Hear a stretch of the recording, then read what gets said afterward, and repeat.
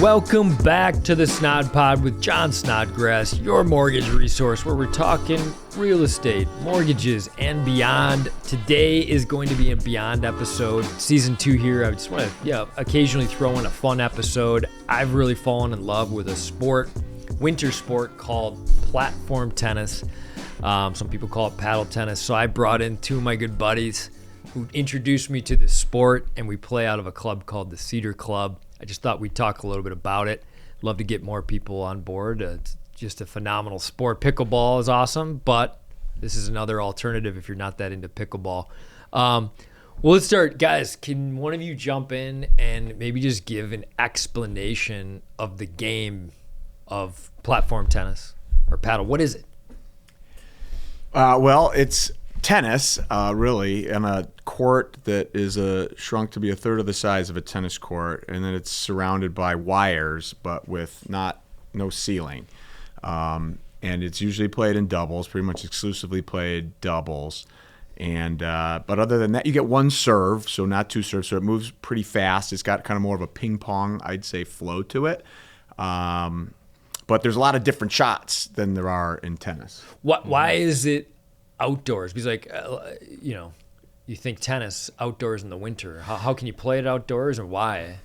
Well, the ball is not a tennis ball, and so it actually performs really bad when the temperature gets too warm and it's way too lively. So the colder it gets, the more dead the ball becomes, and actually I think the game becomes a lot more fun. Because it's a it's like chicken wire. If you think of like a chicken coop, that's the way I describe it. It's when it hits that fence, it's kind of like that racquetball where it'll rip off of there. But for me, it's just been, a godsend. To get through the winter. Yeah, and one thing I like as a aging tennis player, like what I liked about it is my physicality and ability to play tennis was going down. I found this new sport that I could pick up, and it was like a new mountain to climb with all like sort of that was similar to tennis, but different enough that it really challenged you. And then there's sort of the incumbents that have been playing for a while that know all the tricks and, really how to play the game. And you've got to figure out the puzzle. And I just love that process of, again, getting into something where, I'm learning again and having to climb, that mountain has been fun. So Drew, for like the difference, so Drew played Division I tennis at Michigan State. So rip the ball, you're all over the court. What's the difference between how you play the game of platform tennis versus regular tennis? It's definitely different. Tennis, you can hit the ball past somebody. In paddle, you can't. That's the biggest difference. So it's a lot harder to finish points. So you have nice long rallies, which is a lot of fun. And, I will piggyback on the being outside in the winter portion of it. There's just not many activities you can do outside in Wisconsin that are an hour and a half long where you can get outside. And I think it's just like the perfect activity for that. And everybody, including me, when Mike introduced me to the game, I was like, dressed to the hilt, but like you're moving, around, and pretty soon, like some guys, like I think you're one of them, Mike, who drops, gets into shorts and short sleeve shirt. Yeah, it's true. And it's funny that the court is heated. So there's these big heaters underneath. And a lot of people think that that's what's supposed to keep you warm, but it's really just to melt ice. And then you don't really use it while you're playing. But it is true that no matter how cold it is, you end up overheating if you're wearing too much clothes. And so I sweat a lot, so I've got to allow that process to happen. So, yeah. Got to get that perspiration. Right. Well, let's maybe talk about like some of the shots. Like in pickleball, we got, the dink, the offensive dink, the defensive dink, the scorpion. What are some of the shots that you're using in paddle? So I would say the important thing to note is you get into a set where it's 2 up versus 2 back. Good. Yeah. So, and then it's a lobbed base game. So it's primarily lobbing from the baseline. So probably 75 to 90% of your shots from the baseline you're going to lob. So then it becomes a lot of overheads. That's where the different shots come into play. So one of them you got is the waterfall, which is your favorite. Which you hit it down up, so it hits the top of the screen and hopefully comes right down. Then you got a roller, which is like a swinging volley for the tennis community. Try to keep it nice and low, or you can speed it up. 3, you got a cutter, which is kind of like a drop shot with backspin on it. Do you have any more shots? Well, then there's the corners. If you hit the corners, what is that called? Do we know? Nick. Yeah. I think people call it the nick. And the nick. so that's a way you can end the point is Yeah. if you get it into the corner, every once in a while, it'll just like shoots out forward Yeah. or it'll shoot back at someone. Yeah. And so when you're playing defense, you're trying to guard that area and not let it get to the nick. And then if it's not going to hit the nick, then you kind of want to play it off the fences. But in terms of other shots, I guess, from the baseline, there's all different kinds of lobs you can hit. And as you get more into the game, you start learning about the patterns that happen. And you want to try and get in certain patterns and find patterns that are helping your team win and then staying out of patterns that you're losing points on. Well, like what I continue to learn, you guys keep on telling me, like, is in tennis I got quick reactions, and in doubles it's like boom, boom, boom, boom. Yeah. Whereas I'm trying to take the ball out of the air or quickly, and you guys are like, John, patient, let the ball hit the fence. And what do we have a name for it where it hits the fence and you go on offense? And if we don't, we need to come up with one. That's a good idea. I don't know if there's a name for that. I don't think so. Right, we're coming up with a name. Yeah, let's get one before right. next episode. Yeah. For sure. Well, this has been informative for me. I mean, it sounds like Aiken over here is playing, he's doing calculus. We're all doing algebra. So these formations, lobs, can you, expand on that a little let's bit hear for me? Sure. Like when you're lobbing, you obviously don't want to miss because that's the cardinal sin. Because one thing I think it's important to recognize is these points can last for literally like 5 minutes. There's points that will just go on and on because of the lobbing nature of it. If you're playing good paddle. And the overhead, you don't want to hit it hard. You're going right. Yeah, because if you hit it too hard, then it's going to come off the screen and create offense for the other side. So there's kind of like a medium pace that you want to hit that doesn't allow the other team to really drive at a high percentage, but is not so hard that you're creating offense for the other team off the screen. So yeah, in terms of the patterns though, like lobbing, you don't want to just lob down the middle all the time because if the other team, understands that's generally what you're doing, well, hopefully they can communicate and then they have someone assigned to take all the lobs and they'll position themselves to where they're not going to miss. So you want to disrupt, the other team and create as much chaos as you can. So whether that's a down the line lob, then you want to maybe do that again. Now cross court lob. So you really want to create confusion on the other side in terms of who's going to take the ball, where are they going to go with the ball, and then create predictive situations where they're predictable. Say you lob down the line, the most likely shot is to hit cross court, right? And then your partner's looking at that, and if I'm playing with Drew, that's a good situation because if that's predictable, now he can go on the offense. So. One shot that Drew had the other week, I played against Drew, and I hit this awesome waterfall. At least I thought it was. And I don't know what you would call this. It like barely comes off the fence, and Drew just drills it at me, and I'm expecting the lob. So I mean, there's almost that I don't know what you element of surprise. Element of surprise. For sure. It's probably called luck. Yeah. That's probably what I would call it. But Drew does talk a lot about making people uncomfortable, and when you're unpredictable, the other team is uncomfortable. So I think. And Drew would also probably say, and I'm talking for Drew, but he would also say, even if you miss the shot, if you're creating that discomfort on the other side, it's worth it because now there's that little level of unpredictability is there, and it's harder to know what the other person is doing. Do you just go back for hit a lob every time, or no? Maybe Drew's going to do that shot again, so you can't just go back and get the lob. So yeah. I would agree. I would say that. He has said it before. Confirmed. Yeah, I mean, I think it's just that, you can't let the guys at the net feel too comfortable, you know, because if it's like, I don't really need to hit that good of a lob, and they're just going to let it go and lob again, I'm off the hook, if you hit a great lob. So if you're like, hey, you hit me something crappy, it's going to come down your throat. I'm going to be a little bit more hesitant, and I'll probably miss, at a higher clip rate. Yeah. So one thing that I've been mixing in, it seemed to be working, is after like a bunch of lobs, if I get a decent ball, instead of ripping it, I'll flick it, top it just over the net.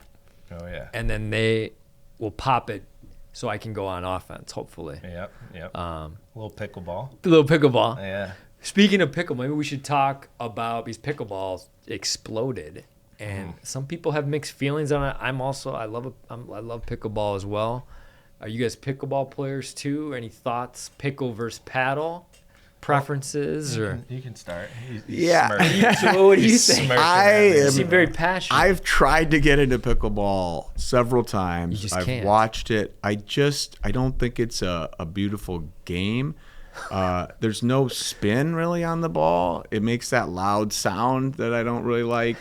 It's got the rule with the kitchen that doesn't really make much sense to me. And it seems like you see people that are really tall and lanky. Sometimes they sort of like change the game. It's an advantage. It's an advantage. So I just don't, I know it's exploded. Everybody can play. It's very democratic. That's all great. I'll probably end up playing it in 10 years or sooner, depending.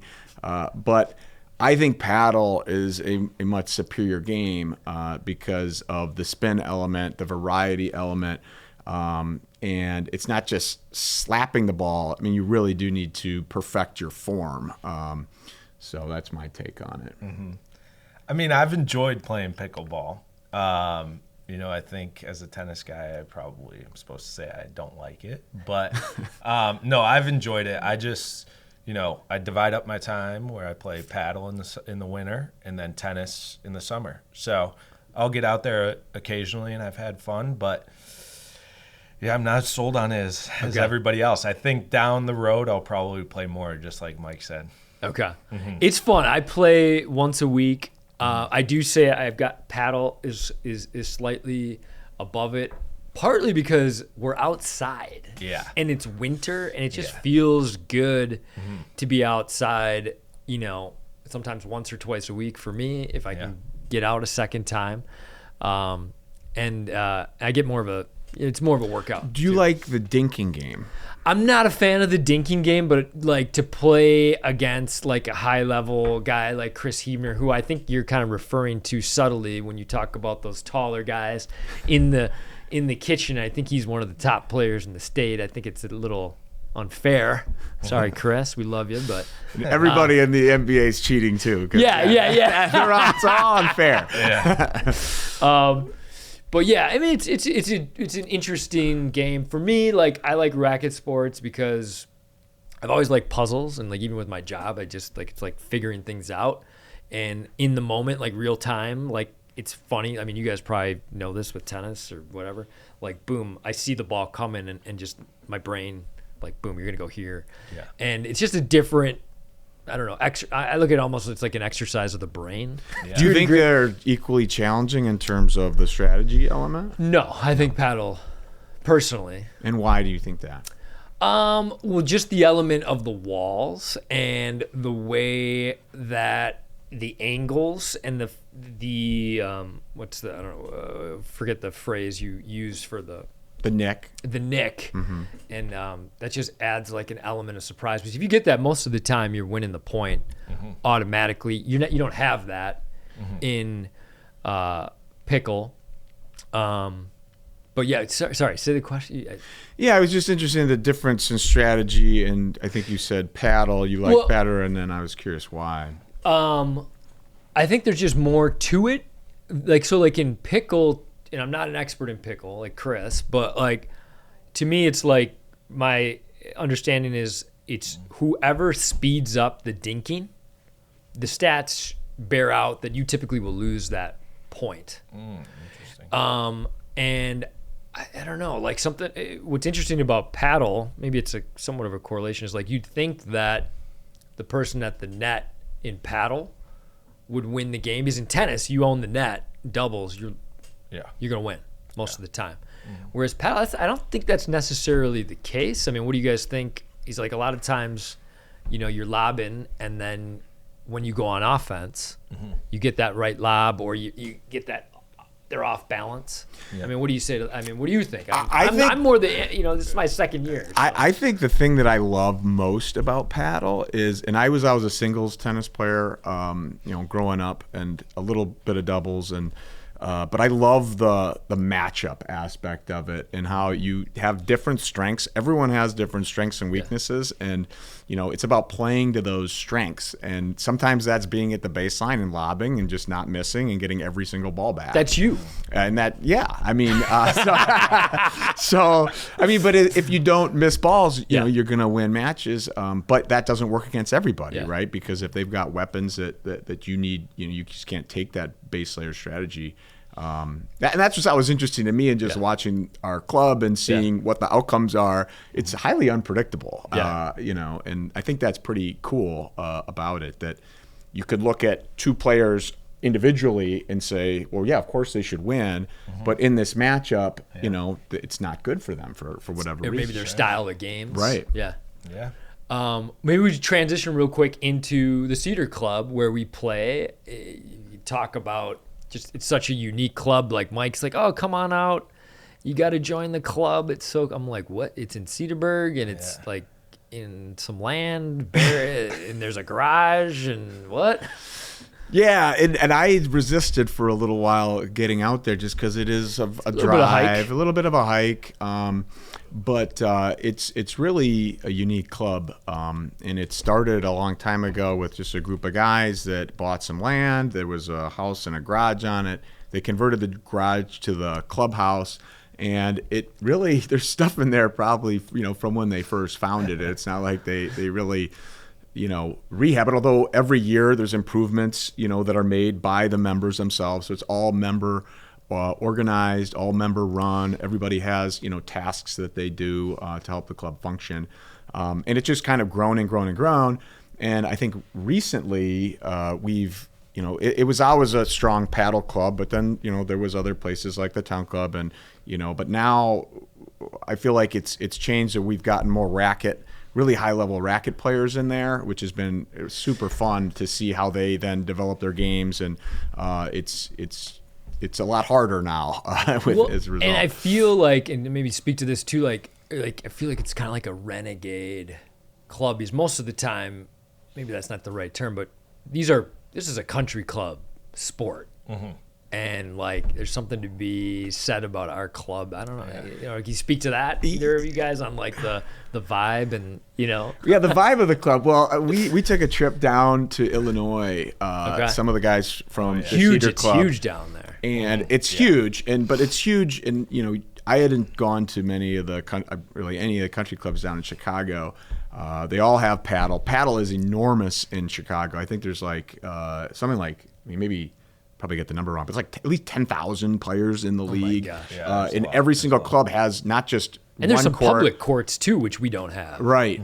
But these clubs are so nice, and the paddle huts and everything, they are nothing the antithesis of the Cedar Club. But the Cedar Club has a limousine from 1970 or so that we took down there. Yeah, that's right. And we could not have been more of a ragtag group as we got out. We had a blast. And we played like, some of the best players in the country. It didn't go so well for many of us, although we did get one match win out of it. We hung around. But it was really fun to see the mixing of, and it was sort of like a clashing of the different cultures a little bit. I feel like I'm almost thinking like Caddyshack. We're the caddies, and something like that. Playing against Judge Schmelz, and it's a little blue collar versus white collar, dynamic.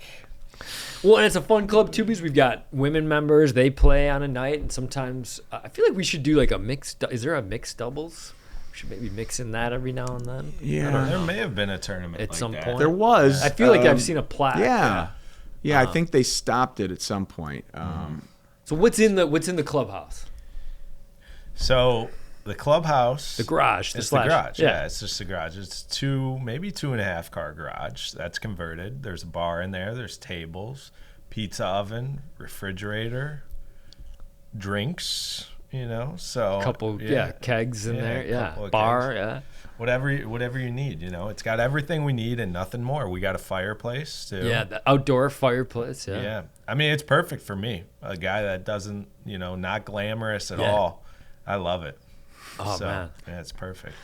I'm so glad you guys introduced me to it. I'm loving it. And but real quick, maybe we just end talking just about some of the players at the Cedar Club. Maybe some best serves, best forehands. I don't know. What do you think? I'd be curious. How about most improved? Who do we think's most improved this year? Well, I think the data doesn't lie that probably Snodgrass is my is God. Oh, you guys. And I'm not saying that because I like you. I'm just saying it because of the data. When did you start and what are you at right now? Do you know? I think they started me at 90, like the 90, worst a couple possible years one. ago. Like the first, I started last year, Yeah. and then I won that match like 6-0, 6-0, and then the Okay. people Gave you a 50. they were 50 like spot called ball. the league, and then Mike got involved and was like, guys, we need to move him up a little You bit. got representation. And I didn't want to be. I was like, I don't want to be the guy like, so hey, move me up. I'm like, I'll work my way up from 90, whatever.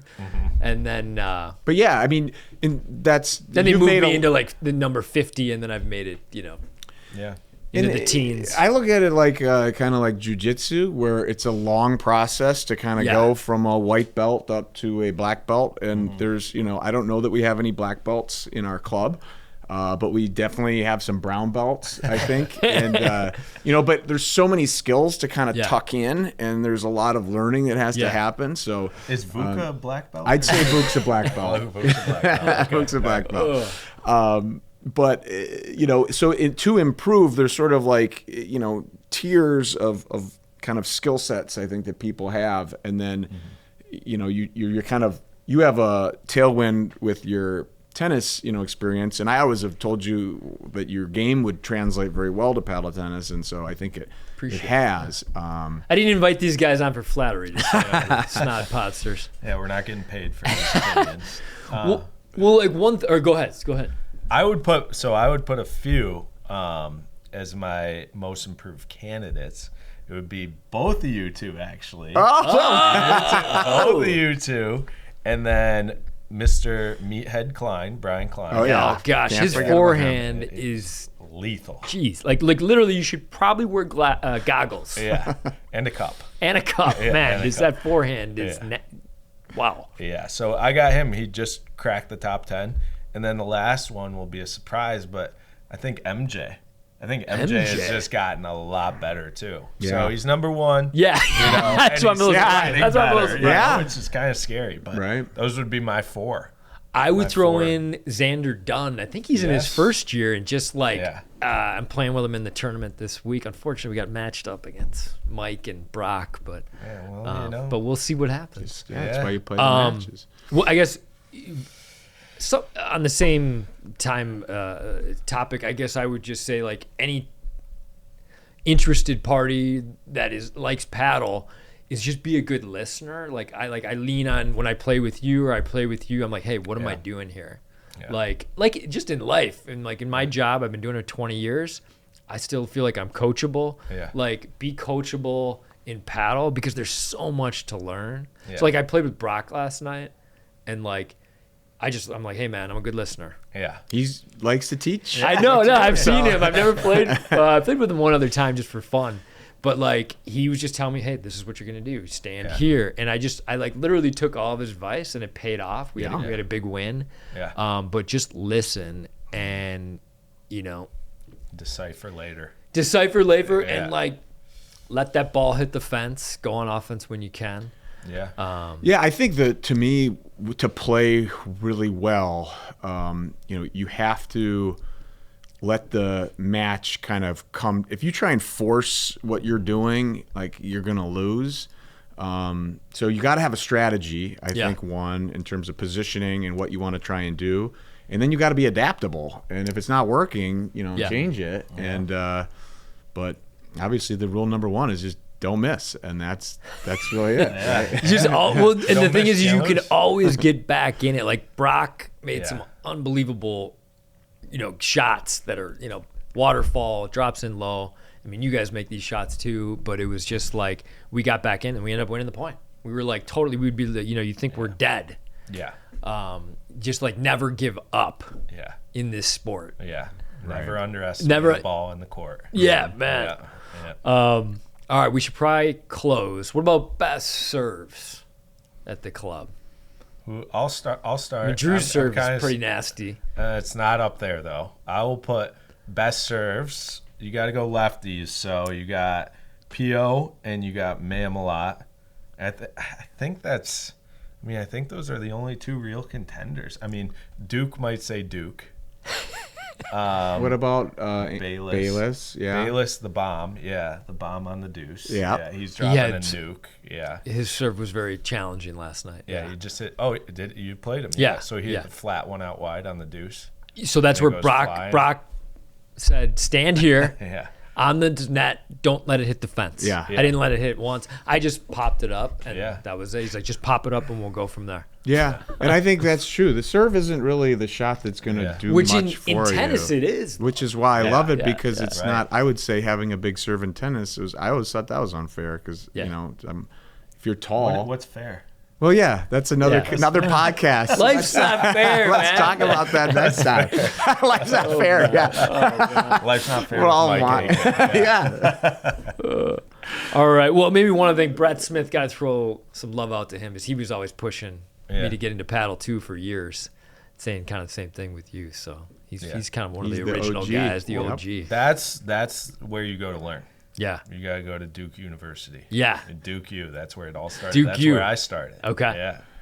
When he comes to he's on the IR right now, but I was talking Yeah. to him at the club recently, giving me some pointers. He snuck a set in there the other day, did, I think. yeah. Yeah. Was that with you? Yeah, well, when I left, then when he you came left, on, and he looked good. Yeah, he was looking real good. Mm-hmm. Well, maybe I got to get some of the, clients or Snod Pod people that are interested to come on out to the club, and maybe we'll have to do some sort of a event. You guys teach, maybe? Sure. Yeah, Maybe we do like a half-hour teaching session, and then do like a little 15-minute mixer. We'll then rotate, have some food, get people to check out the Cedar Club. Yeah, a little crash Maybe course. we got to get Farley to put the website on this, or we get these guys. He's the web guy, right? He is. Man, he's awesome. That's the thing. Everybody's got a job to do. Yeah. Oh, for sure. Yeah, we're all painting out there. Nobody's above painting. So. But yeah, I think that would be a lot of fun. All right, we're gonna get it on the docket. Anything else, or should we close it up? Any more final thoughts on paddle? Anything you want to add? Consider joining. Are you out of thoughts? I'm out of thoughts. I'm exhausted. You better stop now. All right, guys, this has been fun. Fun episode, Snod Pod, talking some platform tennis / what we call paddle tennis. What's the official name? Is it platform tennis? Platform. Yeah, but we call it paddle. Well, thanks, guys. Drew Lead, Mike Aiken, Wisconsin paddle tennis legends from the Cedar Club. This has been the Snod Pod with Jon Snodgrass, your mortgage resource, where we're talking real estate mortgages, paddle tennis, platform tennis, and beyond. Thanks for watching.